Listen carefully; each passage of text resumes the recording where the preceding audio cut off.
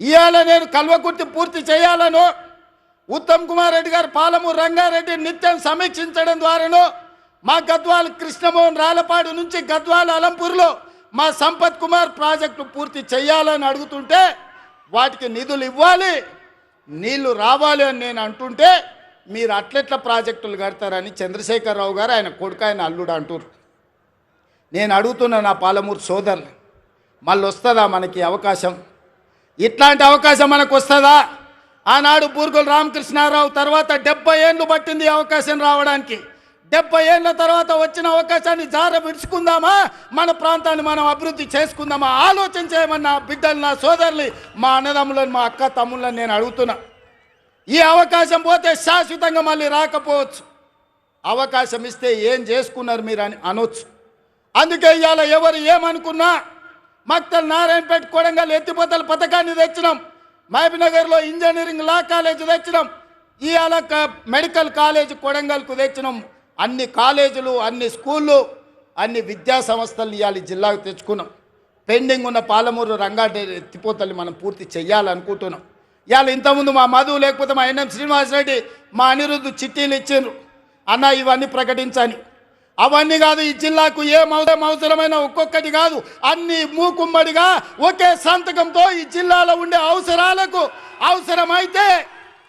అవసరమైతే వేదిక మీద నా మంత్రివర్గ సహచరుల సాక్షిగా మా వలస జీవితాలు బాగుపడాలంటే సంవత్సరానికో 20,000 కోట్లు మా జిల్లాకు ప్రత్యేకంగా నిధులు ఇవ్వండి అని నేను అడుగుతున్నా మీ తరఫున. 70 ఏళ్ళు మాకు అన్యాయం జరిగింది, నష్టం జరిగింది. 70 ఏళ్ళు మేము కన్నీళ్లతో బతికినాం. 70 ఏళ్ళు మా పక్కన కృష్ణమ్మ గలగల పారుతుంటే తాగడానికి నీళ్లు లేక సావు చచ్చిపోయినప్పుడు నెత్తి మీద నీళ్లు చల్లుకోవడానికి కూడా మాకు నీళ్లు లేని బతుకులు మేము గడిపినాం. నేను అడుగుతున్న మిత్రులారా, ఇవాళ ఈ తెలంగాణకు నాయకత్వం వహించే అవకాశం పాలమూరు జిల్లాకు వస్తే వదులుకుందామా అని నేను అడుగుతున్నా. ఇవాళ వాళ్ళందరూ మనకు సహకరించారా? మన జిల్లా కోసం సంవత్సరానికి 20,000 కోట్ల రూపాయలు, 5 ఏళ్లలో 1,00,000 కోట్ల రూపాయలు ఈ జిల్లాకు తెచ్చుకుంటే ఈ జిల్లాలో పసిడి పంటలు పండి బంగారు భూములుగా మారవా, బంజరు భూములని నేను అడుగుతున్నా. కేసీఆర్ కాళేశ్వరం ఒక్కదానికే 1,50,000 కోట్ల రూపాయలు తీసుకుపోయింది. 1,02,000 కోట్ల రూపాయలు కాంట్రాక్టర్లకు ఇచ్చిండ్రు. కట్టింది కుప్పగూలింది. వెనకడికి కూడా పనిమంతుడు అంట పందిరేస్తే కుక్కతోక తలిగి కూలిపోయిందంట. ఇవాళ నేను అడుగుతున్నా, ఆనాడు మా నెహ్రూ కట్టిన నాగార్జున సాగర్ కానీ, మా శ్రీశైలం కానీ, మా జూరాల కానీ, మా శ్రీరామ్ సాగర్ కానీ, మా శ్రీపాద ఎల్లంపల్లి కానీ ఒక్కసారి చూడండి. ఎన్ని వర్షాలు వచ్చినా, ఎన్ని తుఫాన్లు వచ్చినా ఏమైనా ప్రాజెక్టులు నిటారుగా నిలబడ్డాయి, ఈ జాతికి సేవలు అందిస్తున్నాయి.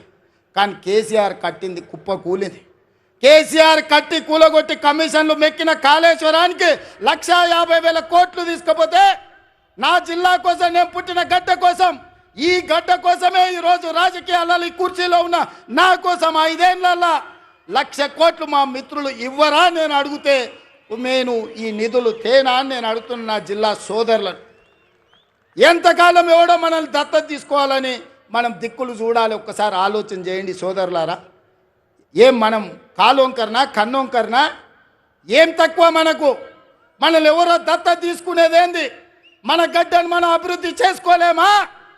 ఇవాళ అండగా నిలబడాల్సిన మీరు వాడో వీడో చెప్పితే ఇవాళ వాళ్ళ సోయిలో పడ్డారంటే వచ్చే నష్టాన్ని ఆలోచన చేయండి.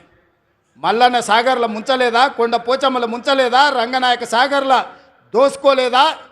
ఇవాళ నేను కొడంగల్ నుంచి, మారుమూల ప్రాంతమైన కొడంగల్ నియోజకవర్గం నుంచి నన్ను ఆశీర్వదించినందుకు ఆ ప్రాంతానికి కృతజ్ఞత తెలుపుకోవాలని 3 లక్షల ఎకరాలు ఆ ప్రాంతంలో ఉంటే 1,300 ఎకరాలు భూసేకరణ చేసి ఇండస్ట్రియల్ పార్కు తెచ్చి 20,000 30,000 మా కొడంగల్లో ఉన్న నిరుద్యోగ యువకులకు ఉద్యోగ ఉపాధి అవకాశాలు కల్పించాలి.